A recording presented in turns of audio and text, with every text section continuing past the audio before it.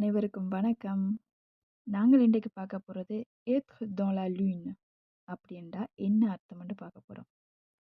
"எத்ர் dans la luneன்னு சொன்னா நிலால இல்லாட்டி நட்சத்திரத்துல இருக்கிறதுன்னு அர்த்தமா? கண்டிப்பா இல்ல. இதுக்கு பதில் இந்த வீடியோல இருக்கு. வாங்க பார்க்கலாம்.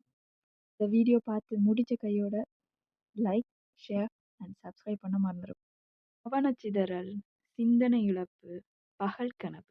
இந்த 3ல ஏதாவது ஒன்று ஒரு ஆள் செய்யும்போது தான் நாங்க இந்த வசனத்த பாவிப்போம். வாங்க சில உதாரணம் பார்ப்போம். Je t'ai appelé 3 fois, mais t'étais encore dans la lune. நான் உன்னைய 3 தடவை கூப்பிட்டேன் நான். ஆனா நீ மேகத்துல இருந்த. ஏன்டா என்ன அர்த்தம்? 3 தடவை கூப்பிட்டும் காதுல கேட்கல. கனவுலகத்துல இருந்தேன்னு அர்த்தம். Rêve. Souvent, il est dans la lune.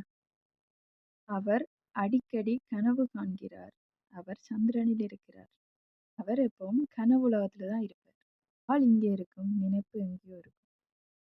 Elle m'écoute pas, elle est dans la lune. அவள் என் பேச்சைக் கேட்கவில்லை, அவள் மேகங்களுக்குள் இருக்கிறாள். அப்படியா உண்மையான அர்த்தம்? அவள் நான் சொல்றத கேட்கிறாளே இல்ல. பகல் கனவு கண்டு கொண்டே இருக்கிறா. இப்ப இந்த வீடியோ பார்த்து கொண்டிருக்க நீங்கள் கேள்விக்கு பதில் சொல்ற நேரம். செய்ய வேண்டிய வேலையை செய்யாம எப்ப நீங்க கனவு உலகத்துல மூழ்கி இருந்தீங்க? மறக்காம கமெண்ட்ஸ்ல எழுதுங்க.